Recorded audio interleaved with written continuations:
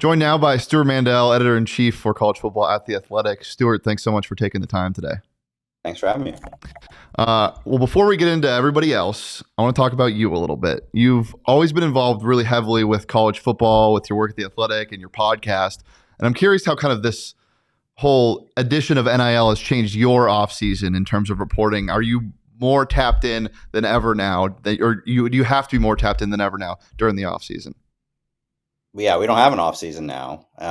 Less about NIL, more about transfer portal. When I started at the Athletic in 2017, and they were kind of the bosses were kind of talking about like what kind of content works in other sports. The number one thing by far was roster construction, and it was like trade deadlines, free agency, all that. And I was like, oh, it's too bad we don't have that. And now we do. We really do. All season long, all year round, some sort of roster management is going on. So, however you feel about that for the sport, it's definitely been good for content. Definitely. So this week, the Pac-12 schools agreed on the grant of rights terms and language. Just for somebody that doesn't really get into the weeds of that, what does that mean at a very basic level for the Pac-12? It's just one small step in terms of possibly finalizing a media deal here soon.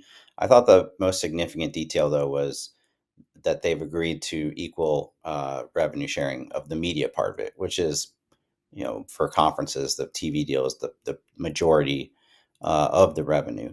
And that's important because obviously last year when all hell broke loose and people wanted Oregon and Washington to go to the Big Ten, there was talk of maybe they're going to have to go back to the days of,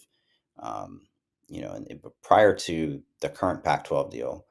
Basically, what you would get would be based on how often you appeared on ABC or Fox, and USC would always do better than the others. And there was some talk about whether they would need to go back to that. So it seems like in the end, they've agreed to do equal revenue sharing of that part of it. College football playoff, which is about to expand and be worth even more money, that would be more participation based. And the ACC is doing something similar to that. So that's more significant to me than, just the overall. I mean, at the end of the day, grant of rights means nothing unless the schools sign it. But it's important that they've agreed to that part of it. Well, you wrote that someone with knowledge said to you in April that the TV deal is back or is on track to get done late spring, early summer. Summer solstice is coming up. And recently, or I think as early as today, it was Washington State they're trying to make it so that the school's presidents can sign off on the deal more quickly. Do you think that it's still on track to get done in that time frame?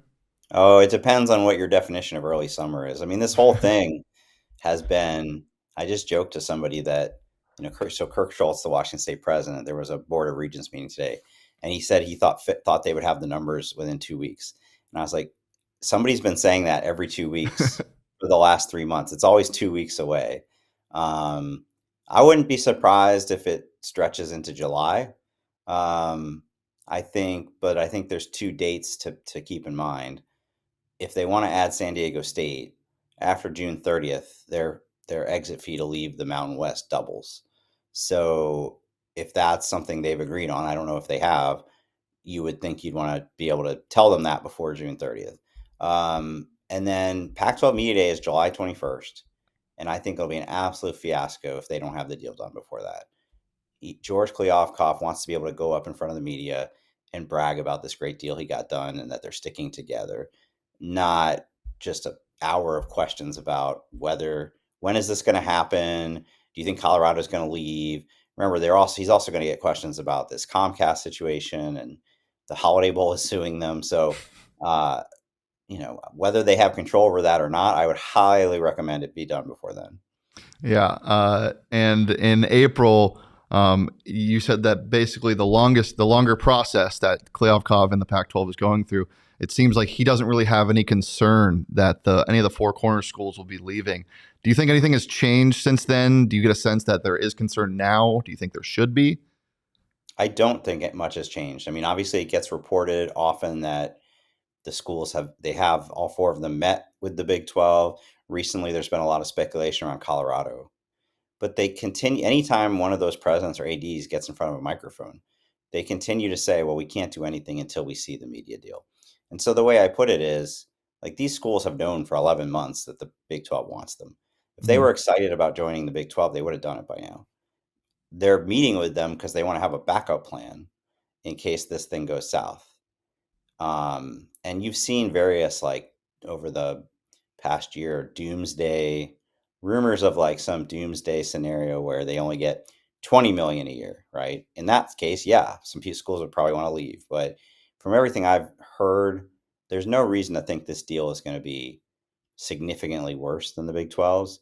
It Mhm. might be similar to the Big 12's, it might be a little more than the Big 12's.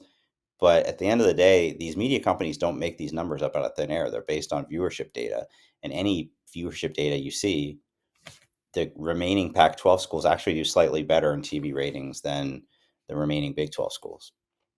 Gotcha. The last thing we'll talk about in terms of streaming, you said something really interesting on your pod a couple of weeks ago about how we're kind of in a middle ground between streaming and cable, and between streaming and cable exclusive or streaming exclusive. Obviously, having everything on one app or service would really help college football fans. But what do you think that would do for the overall landscape of these media rights deals and the conferences in general? I mean, what I'm saying is, what I was trying to say is, clearly the cable model is gone. Like, that's not going to come Yeah. back, right? So now we're on the next phase we're into is these streaming deals where, to watch a New York Yankees season, you need 5 different streaming services. You know, Peacock. If you're a Big Ten fan now, you need Peacock. Whatever this big Pac-12 deal is going to look like, my guess is you're going to need more than one service. Mhm. And so that is, I mean, that's probably how it's going to be for a little while. But it just doesn't seem sustainable to me. You're making it so hard on the fans that you're going to fracture your audience. And so I would think at some point media will move back to some sort of bundling model because that's what worked for all those years. I just don't know who would do that, how that would come about. But the idea that you're going to need Peacock if you're a fan of this team, and you're going to need Paramount Plus if you like this kind of soccer, and you're going to need Amazon possibly for the Pac-12, or certainly you need it now for Thursday night football. It's just such a, deep ask of the fans. Definitely. I've been very vocal on our pod about how much I hate conference realignment when it doesn't make sense geographically. I don't like the travel, but I love the ideas that everyone's kind of throwing out there of 4 to 5 conferences, north, south, whatever. And that's obviously would be way, way down the line. But do you even think that would be a possibility? Conferences, based on geography and the SEC and the Big 10, Big 12s of the world going away? I mean, I think what needs to happen at some point is a separation of football and everything else. I mean, Big Ten announced their 24-25 schedules yesterday, and you look at it and you're like, well, this is silly that USC is going to be playing games at Maryland and whatnot. But it's going to be really cool when they play Ohio State and Michigan. Yeah. And so, football travel is really not that big a deal. What's ridiculous is that UCLA's softball team is going to be playing, half its season in the Midwest, Hmm. volleyball, cross country, you name it, right?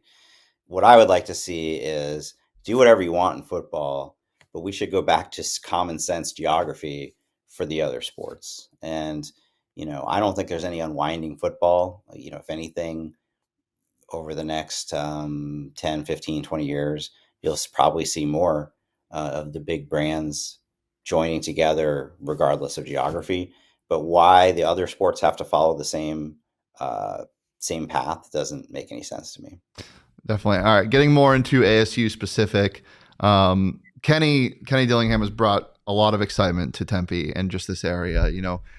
From his commitment to tradition and just an overall different vibe around practice. But what was the reaction like around the national college football scene when he got hired? What conversations did you hear about him being hired as Arizona State's next head coach? What's funny is, from my standpoint, is that the second they fired Herm Edwards, like that day or the next day, Ari Wasserman on the Athletic, our main recruiting Hmm. writer, all around great guy, who went to the University of Arizona and is from Phoenix, wrote a whole column about why they should hire Kenny Dillingham. And at that point it would just seem like kind of out of thin air. But the logic actually that he articulated in the column made a lot of sense. And so that ended up happening, and all the reasons he articulated about his ties to the place, and he's a really good recruiter, that he runs an offense that guys are going to want to play in, it makes total sense. Anytime it's a first time head coach, it's impossible to say, how's this guy going to do? Some coordinators are Lincoln Riley was hired as a coordinator, right? Like some guys end up like that.